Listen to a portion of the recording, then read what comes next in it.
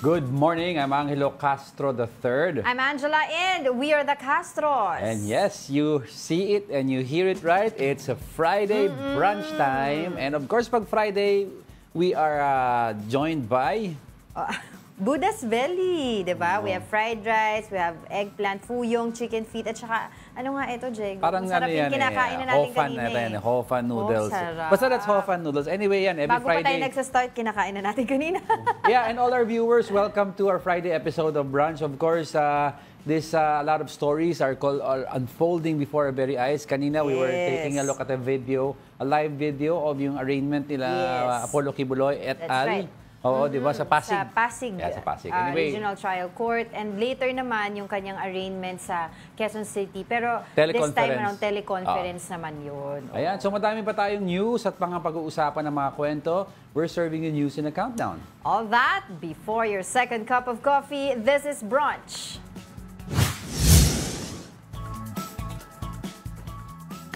Let's now begin our countdown with the Premier Volleyball League. Signal HD Spikers settled for a silver medal finish in the PVL Invitational Conference Finals after a 5-set loss to Creamline Cool Smashers on Thursday. The HD Spikers had a 3-1 card in the preliminaries, with its only loss coming from the Cool Smashers.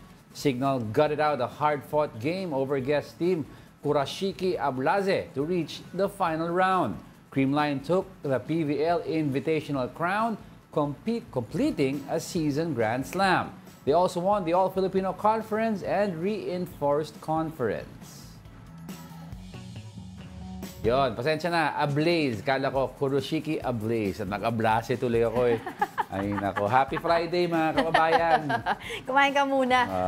Feeling ko gutom ka, but congratulations pa rin sa Signal. Alam mo, every time we talk about volleyball, parang more and more parang gusto ko manood more of the games kasi napaka-exciting at intense na mga games eh. Sige, sa susunod punta tayo nood. Although hindi na ako makaka-volleyball dahil hindi ako makatalon. Nood na lang tayo. Nood na lang tayo. At support na lang tayo. But of course, sige, let's continue with our countdown. Severe tropical storm Bebinca is expected to enter the Philippine area of responsibility today. Once it enters PAR, it will be renamed as Ferdy. To get the latest on this, we have Pag-asa weather forecaster. Sino ba makakasama natin ngayon? Good morning po. Anak Lauren, good morning po. Hello po, magandang umaga po sa ating lahat. Nasaan na po ba ngayon itong si Bebinca and anong oras po ba ito papasok dito sa Philippine Area of Responsibility? Yes po, ito pong bagyong si Bebinca ay huli po natin namataan sa line 1,605 kilometers silangan po na extreme northern Luzon. At sa ating pagtaya ho ay papasok ito sa ating area of responsibility ngayong hapon or mamayang gabi.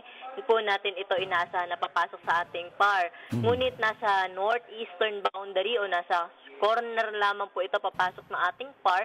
Kaya by tomorrow morning ay ina-expect po natin na ito ay lalabas na rin agad ng ating area of responsibility. Oh, yes, Ana, anong klaseng effect ang mararamdaman natin sa northern and Metro Manila and southern areas kahit hindi po pumasok ng PAR ito? May dalang habagat ba ito? May hinihilang habagat? Yes, sama po kayo sir, no? So currently, or ngayong araw, na-expect po natin yung heavy to intense na mga pag-ulan due to the southwest monsoon sa Mimaropa, Western Visayas, Sorsogon, Masbate, and Negros Occidental, while moderate to heavy rains are expected over Batangas, Quezon, the rest of Bicol, and the rest of Visayas. At dito po sa atin sa Metro Manila, generally mostly cloudy po yung ating panahon ngayong araw at may mga chance ho na mga light to moderate rains. But over the weekend po, in-expect natin na magtutuloy-tuloy o continuous rains will prevail over the Mimaropa area, Western Visayas, and Negros Island region. At dito sa atin sa Metro Manila, bukas po ay posibleng makaranas po tayo ng mga moderate to heavy na mga pag-ulan due to the southwest monsoon. Doon po sa mga mararanasan natin ng mga pag-ulan tomorrow na nabanggit niyo, Miss Ana, no? Mga ilang oras po ba yun na mararanasan yung mga pag-ulan? Yes, so dito po sa Metro Manila, yung mga pag-ulan po natin ay posibleng mag-start mamayang gabi hanggang madaling araw o papaumaga po. Yun po yung kapag may habagat po kasi tayo, yung pattern ng ulan po natin ay mostly papaumaga or yung madaling araw po. And then umaga, papatanghali, medyo mababawasan po yung intensity ng mga pag-ulan po natin. And then hapon, gabi, doon po ulit tayo makakaranas ng mga pag-ulan po dito sa Metro Manila. Yes, Ana, the last time we all spoke, parang sinabi natin na we expect at least 2 more weather disturbances this September. Do we expect another weather system po after this si Bibingka? Yes po, after this Bebingkan or magiging si Ferdy na po ito pagpasok na ating PAR. So we're still expecting 1 or 2 tropical cyclones po na posibleng maka-apekto sa ating bansa na kung saan. Ngayon nga po sir, no, nakikita natin na after po nitong si Ferdy or kapag medyo nakalayo-layo na ho ito, meron na naman po tayong medyo nakikita na posible po ulit na maging LPA or di natin nirule out na baka maging bagyo rin po ito sa may silangang bahagi po ng Southern Luzon or silangang bahagi po ng Visayas in the coming days. So, kapag nangyari po ito na magkaroon po ulit ng panibagong sirkulasyon or panibagong sama ng panahon po dyan sa may silangang bahagi nating bansa, ay magtutuloy-tuloy ho yung habagat po natin, hindi lang hanggang sa weekend, pati na rin po sa early next week, posibleng may mga habagat or posibleng may bagyo po tayong i-monitor po ulit by next week. Kaya patuloy ho tayo mag-antabay sa mga update po ng Pag-asa. Finally, Ana, madami nagtatanong, no, since September na nga, do we anticipate na yung temperature natin medyong bumababa ng konti at lumalamig na ng konti?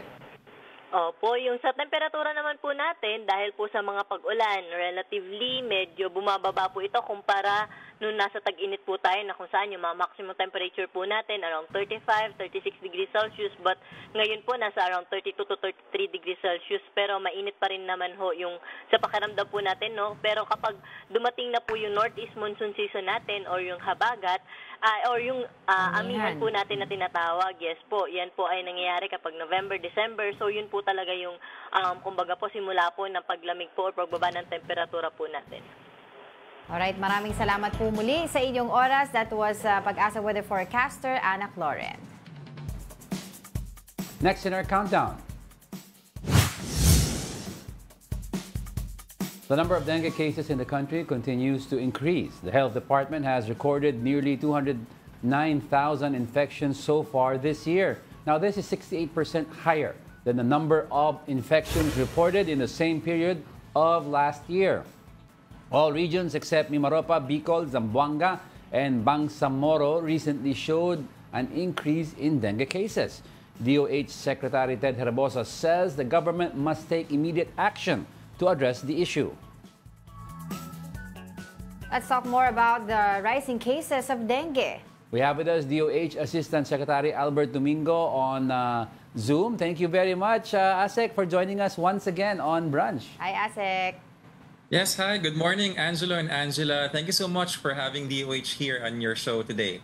Asek, no, year in and year out, we all know naman na there's an increase of dengue cases, especially itong tag-ulan, no? But particularly this year, is there a different, you see an increase year on as comparative to last year?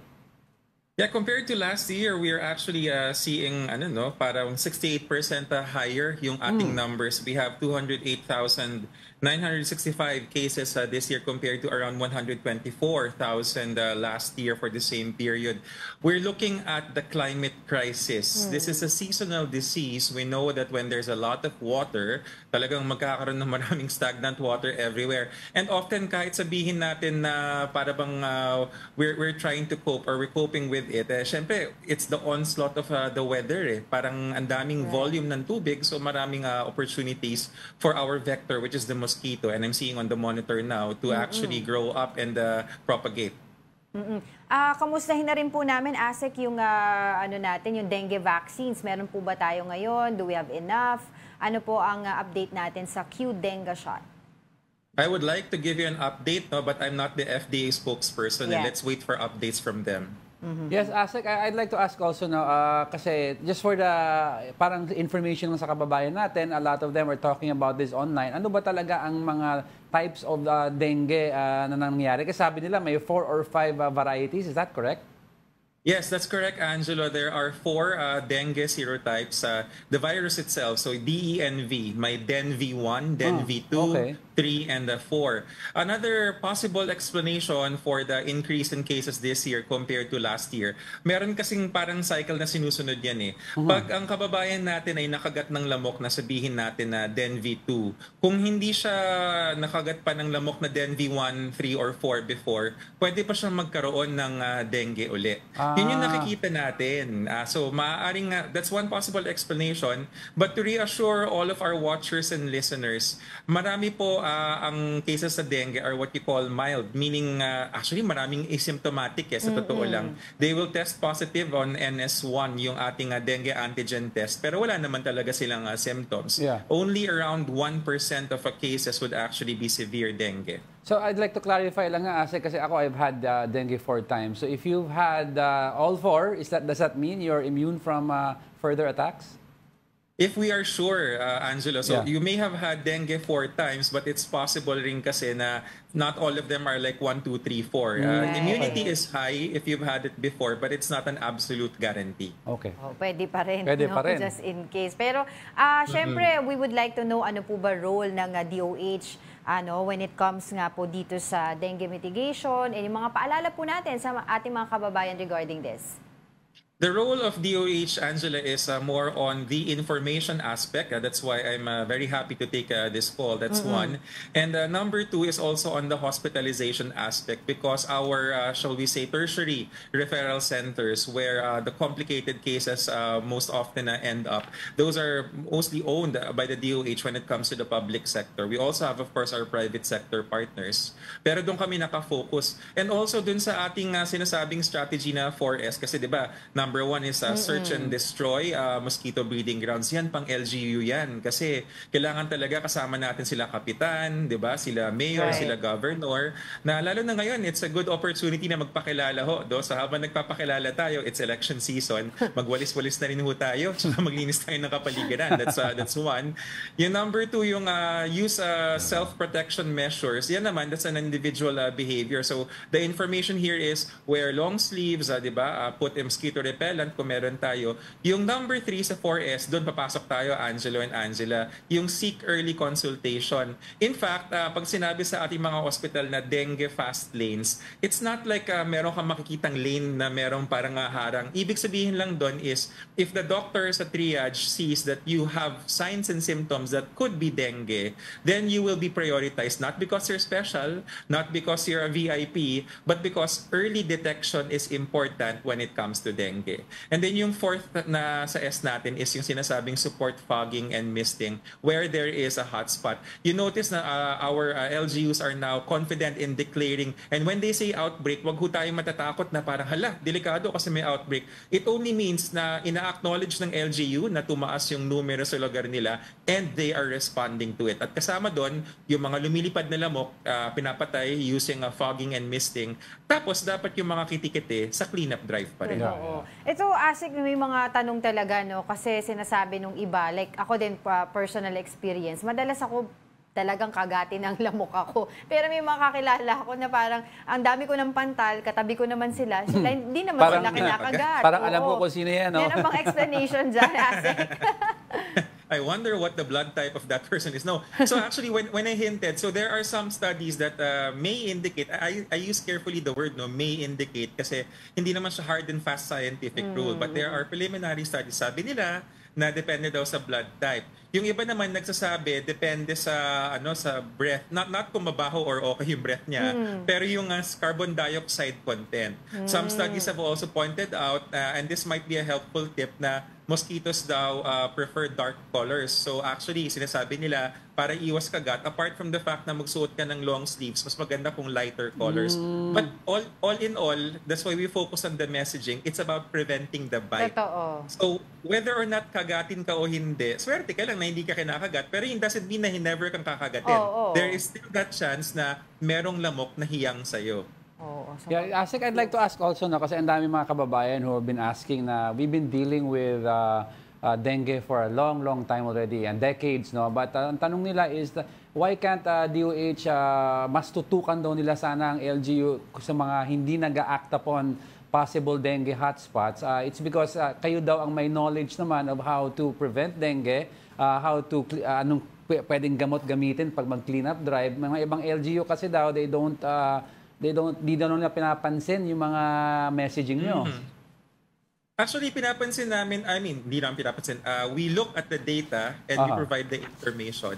Pero yan kasi yung sistema natin Medyo mapupunta tayo sa usapang constitution yan. Tawag natin dyan local government autonomy. Yeah. There is an agency who can actually tell the LGUs, and they are telling the LGUs, they're calling their attention. Yun pong Department of Interior and Local Government, DILG.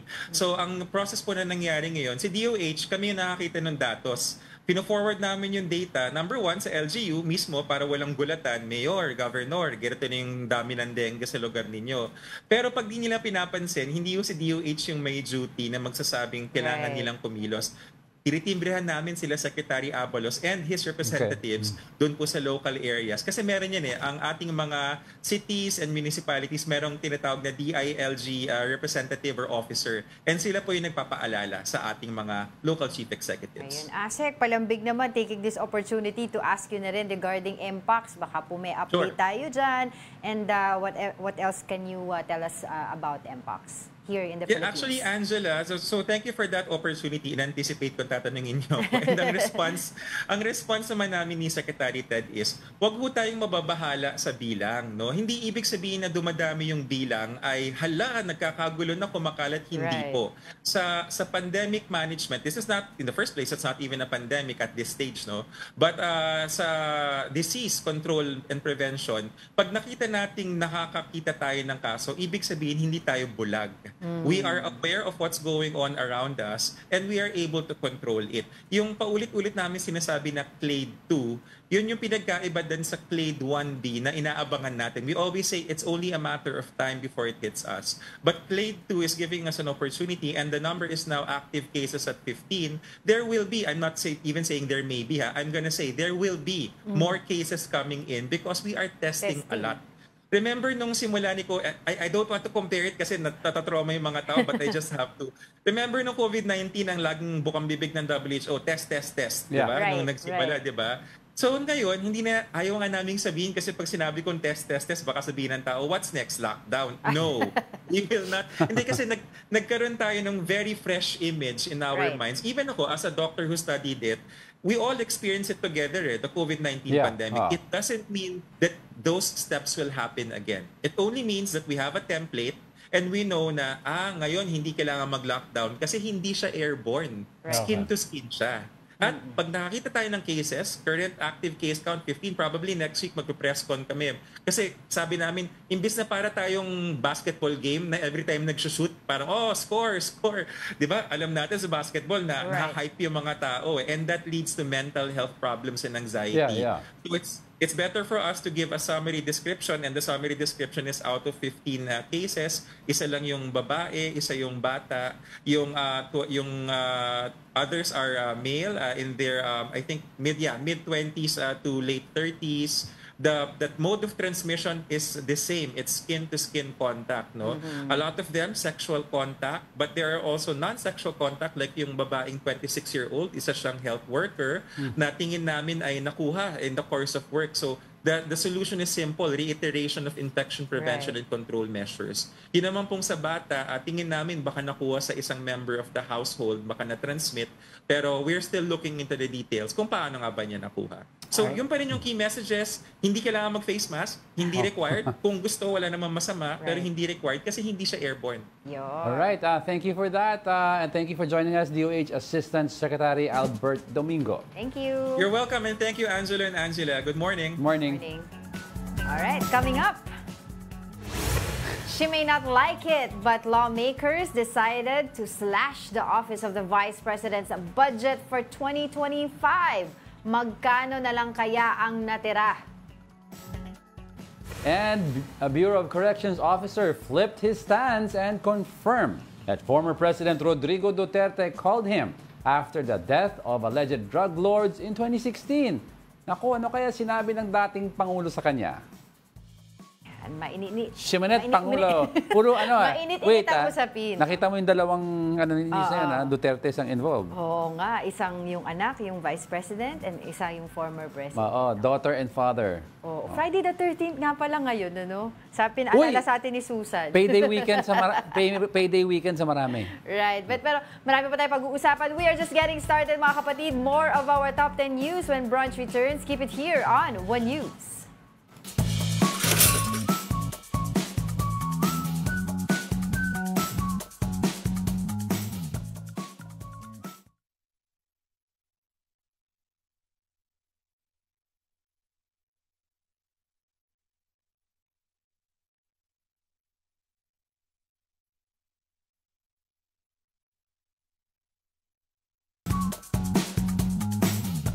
Good morning. You're still watching Brunch here on One News. Good morning sa mga brunchies. Budas belly. Pabawas ng pabawas. Kada gap. Mamaya, try namin bumate kasi medyo siksik talaga tayo ngayon. No? May Siksik. Diglig. Paano? Go. Sige, let's continue with our countdown. Going straight now to our 7th spot, former Palawan Governor Joel Reyes is set to face a murder case over the killing of broadcast journalist Jerry Ortega. Justice Secretary Boying Remulla said they will pursue a murder charge after Reyes surrendered to the NBI. Reyes is alleged mastermind behind the 2011 killing Ortega, who was a critic of Reyes's mining activities and alleged corruption. The former governor is also facing graft charges before the Sandigan Bayan. Meron din siyang kaso tungkol sa Malampaya, di ba? If I can matagal ng kaso to, di ba? Ano siya ngayon, nasa hospital daw under NBI. May ginagamot autoimmune disease at saka anemia. Okay. Bigay tayo ng update dyan. But for the meantime, let's continue with our countdown. Sizzling at the 6th spot is about the Escoda Shoal. The Philippines maintained its rights over the contested Escoda Shoal in the West Philippine Sea. Foreign Affairs Undersecretary Maria Teresa Lazaro told Chinese Vice Foreign Minister Chen Jiaodong in Beijing that Escoda Shoal is part of the country's exclusive economic zone. This is her response to Chen's order to remove BRP Teresa Magbanwa in Escoda Shoal. Before this, China warned that it will, quote, crush any foreign incursions in its claimed territory in the South China Sea. To further analyze this news, we have International Development and Security Cooperation President Chester Cabalza. Good morning. Thanks for joining us today. Good morning. Thank you, Ms. Anne and Sir Diego. Yeah, this is Angela po. All right. Hi, Miss Angela. Yeah. All right, tanungin na lang po namin, what do you think of Foreign Affairs Undersecretary Lazaro's statement to China's officials? Well, she's very correct with that statement because if you try to look at the map of the West Philippine Sea where Escoda Shoal is located, it is really part of the exclusive economic zone of the Philippines because that's very close to mainland Palawan, no more than Mischief Reef. So that means that if China contains and gets Escoda Shoal, then it becomes a buffer zone for China. So napakalapit na nila sa atin. And look at the reasons why they wanted to take over that. No, one, every time we have a resupply mission to Ayungin Shoal, to the Second Thomas Shoal, our vessels pass through Escoda. So for them to blockade it and close the door for any resupply and provisional missions, they have to take over Sabina or Escoda Shoal. So I think that's the easiest way for them to contain us, and because their objective is either to tow away or if not sink BRP Magbanwa.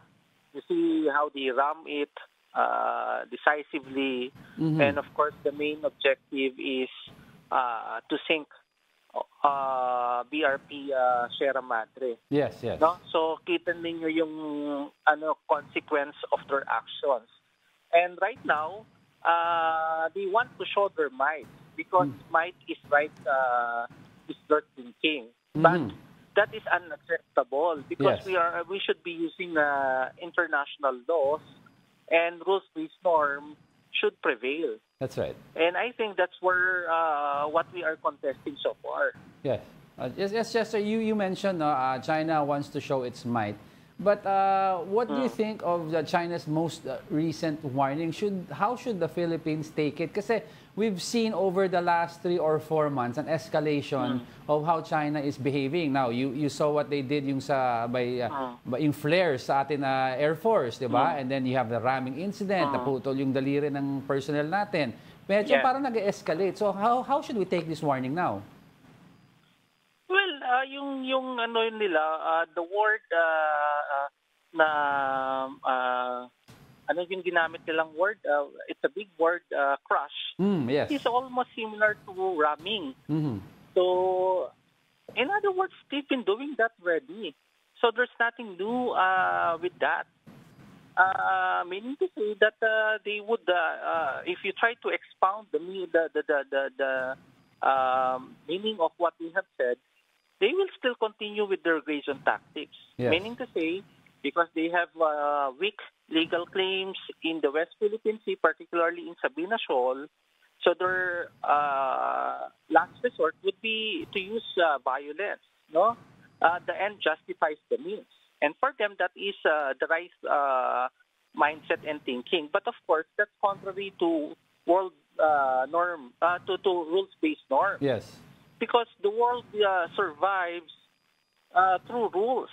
Otherwise, if you have unanimous decision to do whatever you want there, then it becomes unruly, violent, and illegitimate. And we cannot accept that. We have to correct it. And China should also listen and listen to us, and at the same time, of course, follow international rules-based norms. Kasi no, itong recent BCM nila, there's no major breakthrough on that. Although sabi nga nila, they promised to continue the discussion, the dialogue. Pero I was wondering po, how do we better protect BRP Teresa Magbanwa dito sa Escoda Shoal? And also, how do we accept, no, or how do we respond doon sa offer naman ng US to help us when it comes to mga resupply missions natin? Ganito, before going answering that, no, there was a template in Ayungin Shoal. No, ganyan din yung ginawa nila. They don't want us to do the resupply mission, and then we expose their irresponsible actions until in the 9th PCM, nag-usap tayo. And ang naging resolution doon sa usapan doon is yes, you will continue with the resupply mission. No? So maayos yung naging negotiation sa Ayungin Shoal. And I think yun yung inaayos nila ngayon with Sabina Shoal. In the 10th BCM, that's what they're trying to iron out. No, kasi kaya ang statement ng DFA is it's part of EEZ of the Philippines. Kasi may maayos na usapan sa Ayungin Shoal eh. If you try to look at the geography, you have Mischief Reef na nakuha nila sa atin in 1995. Then you have Ayungin Shoal where the BRP Sierra Madre is located. Then you have the Escoda Shoal, the largest reef amongst those shoals and reefs there. And next one is the mainland Palawan. That strip of our coastline in Palawan. So, yun yung pinag-uusapan nila ngayon kung ano ang gagawin dun sa Escoda. And I think they are still discussing about it. So let's wait and see what happens there. Because dialogue is very important. Right. No? Diplomacy should rule out. So let's wait and see if China realizes that they are wrong and they will accept the proposal of the Philippines. No, kasi yung Ayungin Shoal, sila yung nagpatawag doon. Yeah. At sila yung tumupad doon sa usapan natin. Okay. Kaya tuloy-tuloy pa rin yung resupply mission natin. Yes, just I'd like to ask, no, kasi could it be that China is testing how the US will respond given na parating na ang US election? So tinitimpla nila how they would respond. So they would see kung paano if a Republican comes in or a Democrat maintains its position sa US. They will see how far this treaty goes with the Philippines.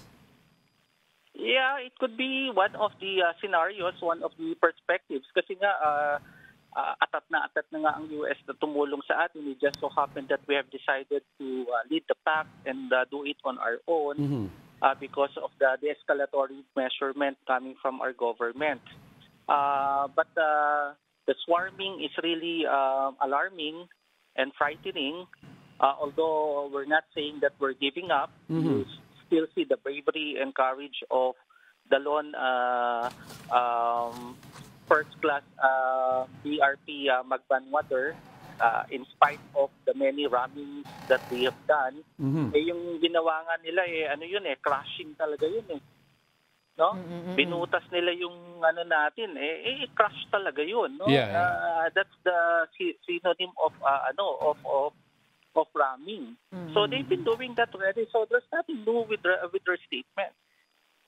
Yeah, I agree with you on that. And of course, sinabi mo rin kanina, importante nga na may dialogue tayo and antayin natin kung ano pa yung mga pag-uusapan nila dun sa upcoming mga BCM nila ng China and the Philippines. But for the meantime, paano naman, anong gagawin ng PCG dun sa mga ongoing resupply missions nila, ongoing na maritime patrol doon sa areas of concern? How can they, improve their response doon sa mga harassment na nare-receive nila from China?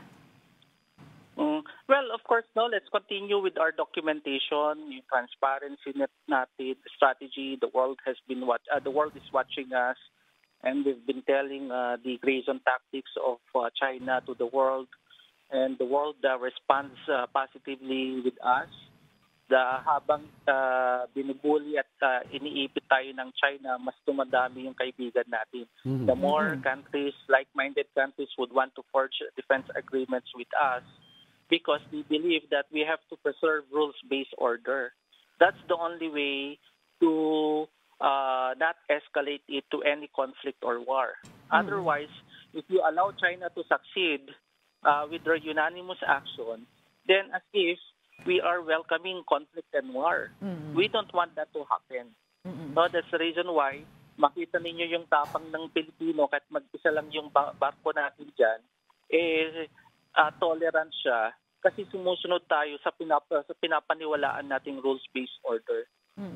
Very quick na lang po, with that, yung sa having said that, sinabi nyo nga po, ay should we take on the offer of US na tulungan tayo pagka may mga maritime patrols tayo or yung ginagawa nating resupply missions? Tingin ko pag nag-red alert na si BRP, si Coast Guard, sa ngayon hindi pa siya nag-red alert eh. Mukhang sa tansya ng Navy at ng Coast Guard kaya pa nila eh. Pag magsasabi naman sila yan na we need help, call a friend, ganyan na sila yan eh. So right now, kaya pa. Because of course, maganda rin na may rin tayo, may yabang factor tayo na kaya natin to, ilaban natin ito on our own. Kasi ayaw natin nakawin nila yung kwento natin. Ayaw natin nakawin nila yung istorya natin. This is our story to the world. So we don't want that others will steal that story from us. I like that. This is our story to the world. Yan ang quote mamaya. Anyway, maraming salamat International Development and Security Cooperation President Chester Cabalza for joining us on the show. Thank you very much. Sige, tuloy-tuloy na tayo, ha? Coming in at our top 3, the Office of the Vice President's 2025 budget proposal was cut by more than half. According to the House Appropriations Committee, the OVP's funding now stands at 733.2 million pesos from over 2 billion pesos. Some of the Vice President's budget will be reallocated to the programs of the DSWD and DOH. VP Sara Duterte previously claimed that her office can work even without a budget. She also insisted that the issue is being politicized amid the impeachment talks against her. Yun. She may not be Top 5 impeached. to pala ha, top 5. She may not be impeached, she might be impeached. No, dinideny yan Pero yun nga no, wag mo nating pangunahan dahil ito yung kumbaga proposal ng House of Representatives. So pag nag-usap yan sila ng Senado, feeling ko hindi naman din uubra yan dahil you have to remember she has allies also in the Senate. Yeah, but wala yung numbers sa kanya. But kasi ang behavior niya will be taken into question.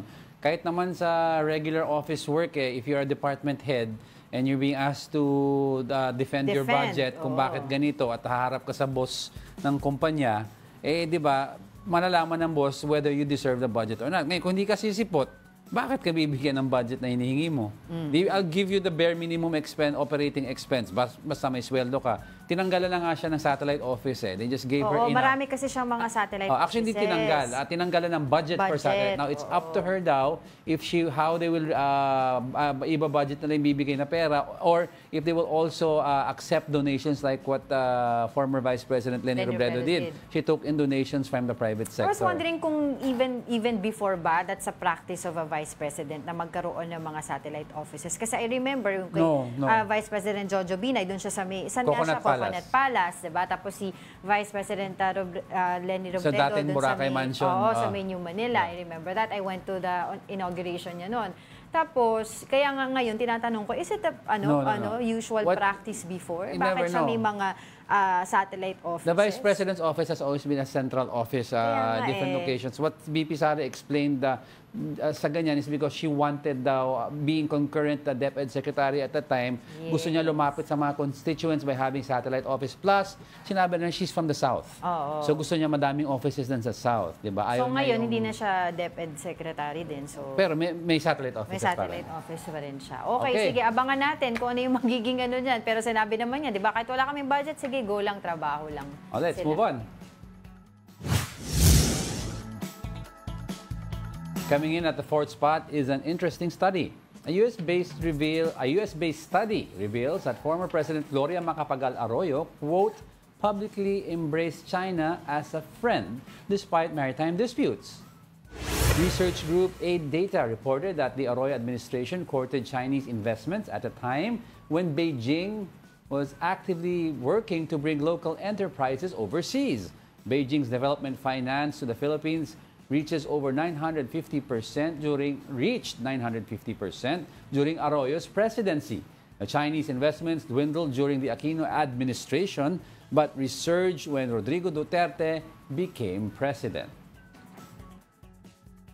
Sinabi nga dito before ni former President and now Congresswoman Gloria Macapagal Arroyo noong 2019 dun sa isang forum na dinaluhan niya, China should be big uncle to ASEAN. Yun ang sinabi niya. Should be. Totoo naman. I agree with that statement. Should be. Should be. But are they? Oo. Diba? Yan ang question. Yun nga pinapakita nga dun sa, I was reading about it kanina, dun sa mga investments na may graph sila dun Pag dun sa time ni President Gloria Macapagal Arroyo, medyo mataas yung investments nga ng nanggagaling sa China. Tapos pagdating nung kay late President Noynoy Aquino rather, medyo bumaba talaga kasi alam naman natin yung naging foreign anong tawag doon? Foreign policy niya. Tapos umakyat ulit nung pagdating kay President Rodrigo Duterte. That's right. Pero mas nagmahal yung pagdating kay hindi sila naging generous when it comes yun sa mga ang tawag doon yung mga percentage, yung ano nga yung word na yun, nakalimutan ko. Anyway, pero yun ang pinapakita nila. Also, what you have mga interest. You have to remember, tumaas ng investments during the Arroyo administration from Chinese counterparts, conglomerates. But you also may mga issues that were hounding the Arroyo administration coming from Chinese enterprises, like the NBN-ZTE deal, di ba? That was kaya nga sabi nila yung investment daw doon parang territorial centric kasi mas marami yung kay Pangulong Arroyo, mas marami sa Central Luzon. Yes. Yung parang ngayon ang sinasabi nila. Tapos yung build program ni PRRD. All right, let's move on. Lawmakers express concern over POGOs becoming e-gaming operations to evade law violations. Here's a report. Some parts of the raided Pogo hub in Porac, Pampanga were allegedly converted into burial sites. PAOK says some foreigners were buried inside the compound, according to some witnesses. The agency is now asking for a search warrant from a court to verify this claim. They are also coordinating with the embassies of China and Vietnam for the list of missing persons. We will be applying for a court order para ma-exhume yung mga bodies kung meron man doon sa mga tinuro nilang sites. Senator Win Gatchalian says some rescued Pogo workers admitted that others were killed. With this, he says it's possible that there are burial sites inside the compound. So possible na merong namatay doon at kasi kinuha nila yung passport eh. So parang walang personalities tong mga tao eh. Hindi natin alam kung sino. Magtapatay ka, babaong ka nilang nila, tapon yung passport, wala na. Missing ka na kaagad. Meanwhile, torture victims have filed a case against Pogo managers Qin Ren Guo and Jiangxi Guang. The Justice Department has also recommended the filing of human trafficking and kidnapping charges. The two suspects are currently under the custody of Philippine authorities. They have to face their charges here in the country before facing possible deportation. Yung organized crime nila lumipat dito, nagdala ng lagim. Kaya nga, yan ang isang dahilan kung bakit nangayaw na ang Pangulo sa Pogo.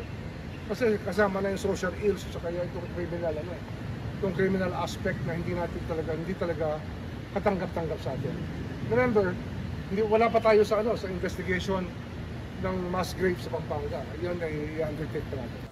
During the Senate hearing, lawmakers expressed concern over Pogos becoming e-gaming operations. Gatchalian believes that e-gaming should be placed under stricter regulation. So nakita namin may mga regulatory weaknesses dito sa e-gaming. Baka maging mas malala to sa mga susunod na panahon. So ang punto ko lang naman, kahit mawala yung Pogo, dahil mawawala ang kita ng PAGCOR at ng BIR, yung e-gaming naman lumalaki siya. At nakita ko in the last 3 years, ang laki ng linaki niya, almost more than 100%. So in other words, napalitan ng e-gaming yung kita ng Pogo. Oh, diyan tayo mag-iingat kasi yan yung mga pwede silang makalusot eh. Di ba yung mga e-gaming na may pinag-usapan That's din why natin. Ano ba yun? Yung license gaming, yung bago ng PAGCOR. Pero that's why they said down na may draft na already for the executive order PBBM to define yung closure ng Pogo. Kasi madaming nang kinakabahan. Teka lang, ano ba definition natin ng Pogo? Because ang Pogo is a combination between e-gaming and BPO. Ang problema, baka madamay daw ang ibang BPO entities na hindi naman Pogo Hub. So kaya they have the draft na pinag-aaralan ni PBBM before he signs it. Totoo. Tapos balikan ko lang din yung naging unang part of the report, yung tungkol naman sa mga missing persons na ibabangga nila yung mga listahan kung meron silang listahan ng missing persons doon sa makikita nila doon sa allegedly burial sites. So wala pa naman silang nakukuhang kumbaga parang kasi 'di ba they're going to ask the court to exhume nga doon yung area ng Porac, Pampanga. But we will see kung makakakita nga talaga sila ng mga... Well, di ba sabi ko nga hindi tayo masasurprise kung meron because yung early on, ang mga nakita natin, yung mga torture chambers, di ba? Yung pati mga videos sa tino-torture, nakita incinerators. natin. Okay. Don't go away because we're not done yet. May dalawa pa tayo. Stay with us. Ano kaya yun?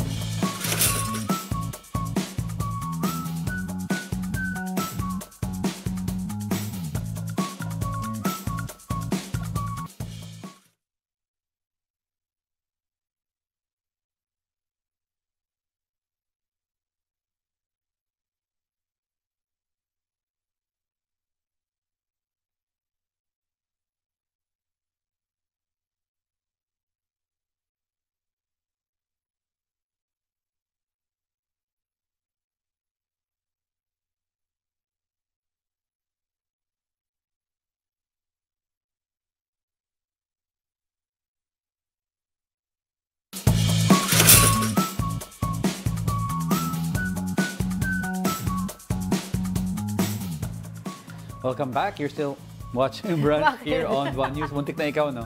Muntik ko nang sabihin niya. Pero bati lang ako mabilis doon sa mga nanonood sa atin dito sa YouTube. Si Mark Santiago, Oscar N. Sabi niya, happy weekend, okay. And Senator Diego, sabi niya.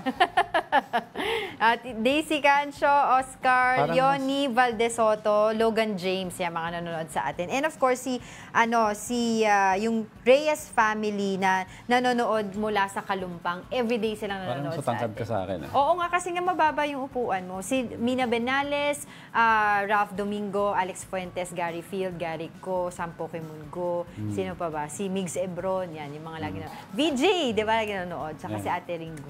Okay, sige. Nakabendang Nico eh. Yeah. Sige, Alright, let's move on. On our top 2, more alleged sexual abuse victims of Pastor Apollo Quiboloy have come forward.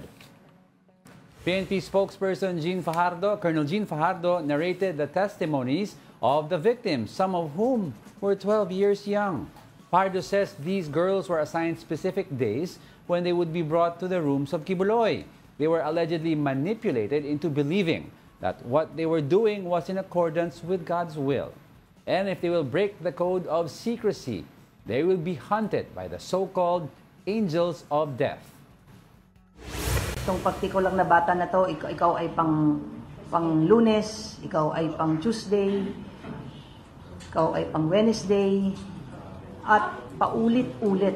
Pagkatapos gamitin di umano ni Pastor Quiboloy itong mga bata, ang sinasabi sa kanila ay they are still pure. Intact pa rin yung kanilang pagkababae dahil ang nakipagtalik sa kanila ay Espiritu ng Diyos. Camp denied the allegation, saying these are fake and fabricated. Hindi totoo yan. So, kilala ko si Pastor hindi lang bilang abogado but bilang kaibigan. Mabait si Pastor, very humble. Hindi mangyayari yung mga pinagsasabi ng mga allegation. I'm sure peke lahat yun. Si Colonel Jean Fajardo was also saying that they're looking at the angel of death story, whether they meant it as talagang hahabulin sila ng angels, mga spirits of God na tapos kakarmahin sila, or there is really a group, a physical group, an army na called Angels of Death na would seek retribution for Pastor Apollo Quiboloy if you betray him. So they don't know if it's di ba, hypothetical or ano, pero they're going to take a look at this. They're examining documents, hindi nila sinasabi totoo, hindi nila sinasabi fake. But of course, they want to check out and vet muna the information these are serious allegations. Very serious. Kasi, di ba? At saka 12 years old. Oo. At saka hindi lang isa or dalawa yung nag-a-allege, di ba? Yung nagbibintang. Multiple. Nagsasabi nga tungkol dito against Pastor Apollo Quiboloy. But there are a number of people nga. Pero tingnan natin, di ba, kung base sa mga ebidensya, especially, and kanina nga, early on this show, nabanggit nga natin kanina na nagpunta sa Pasig Regional Trial Court, itong si Pastor Apollo Quiboloy and the rest of his 4 other co-accused para dun sa kanilang arraignment, which they pleaded not guilty, of course. No? Yes, yun ang, that's right. Inaasahan naman natin na kanilang magiging plead. And later As on expected. Friday afternoon, ay Quezon yung City. arraignment naman nila sa Quezon City Regional Trial Court para doon naman sa kasong trafficking. Pero teleconference daw. Teleconference. Kasi yung kanina sa Pasig yung human trafficking, di ba? Alright, let's move on.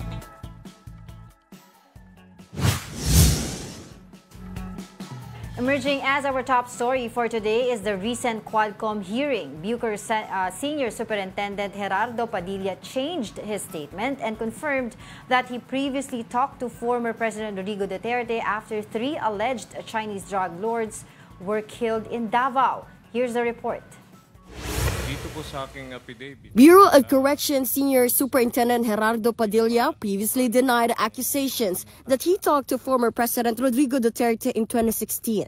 Recall that inmate Leopoldo Tan claimed that he heard Duterte over the phone praising Padilla for the death of the 3 alleged Chinese drug lords in the Davao Prison and Penal Farm in 2016. But in the Quad Committee hearing yesterday, Padilla changed his statement and admitted that Tan's claims were true. Ang tumawag sa akin ay, ayon sa boses, ay dating President Rodrigo Roa Duterte at sinabing congrats, Superintendent Padilla. Job well done, pero grabe yung ginawa ginawang dinuguan. So why did Padilla change his statement? He said he had to lie for the security of his family. Padilla also pointed out former Criminal Investigation and Detection Group Central Visayas officer and PCSO General Manager Reyna Garma as the one who called him about the operation in the prison. Garma, who was also present in the hearing, belied Padilla's accusations. She said this call never happened at all. He lied on the first hearing. The second hearing, because he was detained, might be he realized that sa kanya lahat ang siyang may kasalanan. He need a fall guy. And it's easy to just blend on the facts presented during the first hearing, and it's easy to say he feared his life. Garma broke down in tears after the committee cited her in contempt. A lawmaker has filed a motion to send a request to the National Telecommunications Commission for the call records in 2016. Meanwhile, the Quad Committee has cited former presidential spokesperson Harry Roque in contempt again. This is because Roque failed to submit the necessary documents asked by the committee about his properties. Some lawmakers theorize that Roque got richer because of his alleged connections to Pogos. The committee will detain Roque in the Congress until he submits the documents. Roque said this is a witch hunt against the Dutertes and their allies. Ang iniimbestigahan dito, Pogo. Ano naman ang kinalaman ng mga personal records sa Pogo na yan? Samantalang, yung aming family corporation na Biancham, binuo yan 2014 pa, wala pa sa Pilipinas ang mga Pogo, no? For News 5, Marian Enriquez, we are One News. Now, to get more insights about this, we have on the line House Quad Committee Co-Chairman Representative Benny Abante. Yes, good morning, Congressman. And ano po reaction natin sa claim ni Attorney Roque na yung Dutertes daw ay being subjected to a witch hunt by the Quadcom? Magandang umaga po sa inyo. Good morning. Well, pwede niya sabihin yan, nagiging personal at politiko yan. Pero sa amin po sa Quadcom, ay hindi po, sinasabi ko nga, ang ating loyalty ay hindi po sa tao, kundi sa konstitusyon. Yes. Sa ating konstitusyon, nilagay po si dating Pangulong Duterte na bilang Pangulo ng Pilipinas, sinuportahan po natin. Oo. Pero hindi po ito, ang Quadcom po, ay hindi po pinupuntirya ang isang pamilya. Kundi ang nais namin ay malaman ng taong bayan ang katotohanan at kami makagawa po ng mga batas, ng mga legislation na hindi na maulit pa ang mga nangyaring mga katiwalaan at mga patayan ng araw. Yeah. I'd like to ask Congressman, ano daw kasi ang daming sinasabi rin mula sa Duterte side na ano po ang end goal ninyo dito aside from passing new bills or amending bills that we already have, may mga criminal liability kaya daw sa side ng former president? Maaari, no? The thing is, sa amin, kagabi lang, kausap ko sa Vice Chair ng NAPOLCOM, no? Sapagkat sa kanila, ang promotion ko ng mga PNP officers ay nababatay lamang sa performance basis. Sabi ko, nais natin baguhin ang charter ng NAPOLCOM na isama natin ang moral character ng mga mapupromote na Philippine National Police. Oo. Hindi lang po performance-based, kundi moral character-based para maging matino yung ating mga opisyal ng ating mga kapulisan. Yan po ang ginagawa natin. Nais nating malaman lahat ng mga batas na umiiral ngayon. For example, like, ako po ang chairman ng Committee on Human Rights. Nais natin may due process. Oo. Nais natin may due process. Kaya kung kinakailangan baguhin po ang batas, gawin natin stringent para lahat po ng kapulisan natin ay bigyan po ng due process ang kanilang mga hinuhuli. Okay.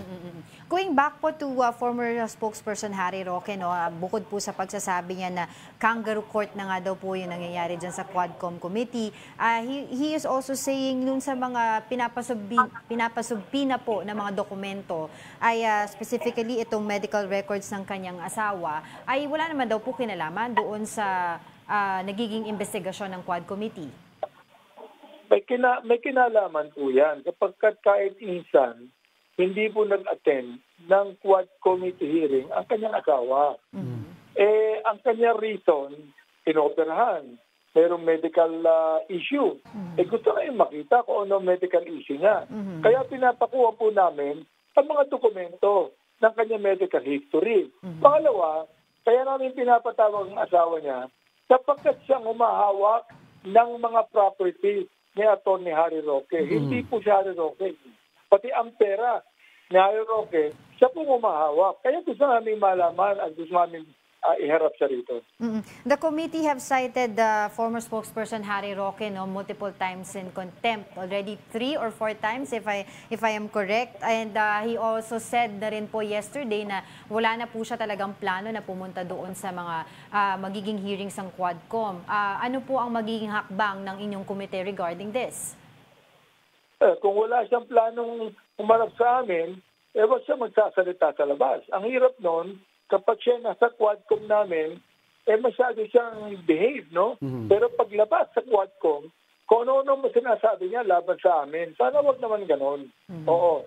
Nagiging doble kara na siya Well, anyway, pag-uusapan namin mga chairman yan, kung anong gagawin namin, kapag kinontempt na siya baka pa-arresto siya, baka paharapin siya sa committee hearing namin, na kahit na hindi niya gusto. Tapos siyang umarap, sapagkat yan po ang tungkulin ng Quad Committee hearing ng Kongreso. Yes. Yes, Congressman August, regarding po yung hearing dyan about yung kay former President Duterte at kay Padilla, may plano po ba daw kayo ma-invite si former President Rodrigo Duterte at si Senator Bato de la Rosa sa hearing? We are inviting former President Duterte not to accuse him of anything, not even to investigate him. Iniimbitahan namin siya upang sagutin niya ang mga akusasyon sa kanya. Yun lamang, para malaman ng taong bayan, ito, wala akong kasalanan dito, hindi ginawa ito. Let him air his side. At siya naman, pinipigyan namin ng pagkakataon. Siya, ay Senator Bato, upang kanilang sabihin sa taong bayan, ito pa ang kalagayan ng bansa natin. If last question na lang, mabilis lang. Kung hindi po tumugon si former President Duterte sa inyong imbitasyon, may possibility na i-cite siya in contempt? Hindi naman. We will not do that being the former president. But we will continue to invite him. We'll continue to invite him. Alright, we have so much question pero wala na po kaming oras. Pero sana po sa susunod ay maimbitahan pa po namin kayo ulit. Hopefully live here sa aming studio. For the meantime, maraming salamat po sa inyong oras. Promise niyo po yan. Maraming salamat po sa inyo. Thank you so much. Alright, that was Representative Benny Abante. Ayan. Oo daw. Game daw si Congressman Abante. Madami kasi pag-uusapan pa natin but we have no more time. Thank you po sa Budas Belly, sa lahat ng mga nanonood sa atin. Next week na ang quote natin and that wraps up today's episode of Brunch. Join us again on Monday, diba? Next week, I'm Angela Lagunsad Castro. And he is Angelo Castro III. We are One News, all sides, all the time. Happy weekend!